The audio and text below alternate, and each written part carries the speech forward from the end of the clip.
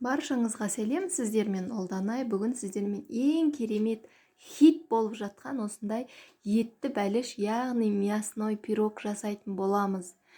Енді дәмін айтып жеткізе алмаймын, тандырный самсадан да керемет болады.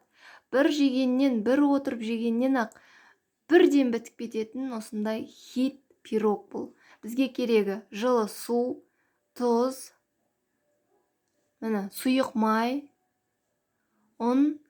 Енді осы заттардың барлығын бір ыдысқа салып, разрыхитель немесе ас содасын ұнның бетіне қосып, жақсылап жұп-жұмсақ эластичный қамыр илейтін боламыз. Бұл қамырымызды кейін екіге бөлетін боламыз. Қазірше тынып тұрсын. Енді салмасына бізге туралған ет, кез келген ет түрі болады.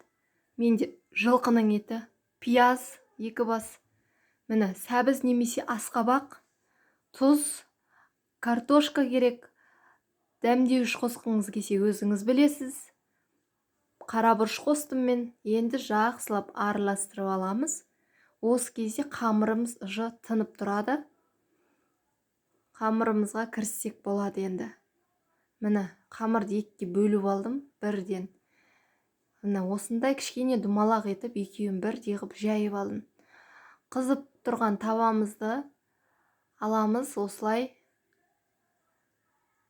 қамырымызды астына салып, бетіне салмамыз саламыз. Енді осы екі қамырды жан-жағын осылай шымшылап жабыстырып шығамыз. Дәл осы күйінде қалдырсаңыз болады, немесе мен сияқты осылай жан-жағын өріп шықсаңыз болады. Жұмыртқаны аламыз, тек сарысын. Бірінші қамырымыздың ортасынан ішіне ауа кіру үшін осылай пышақпенен тесіп аламыз.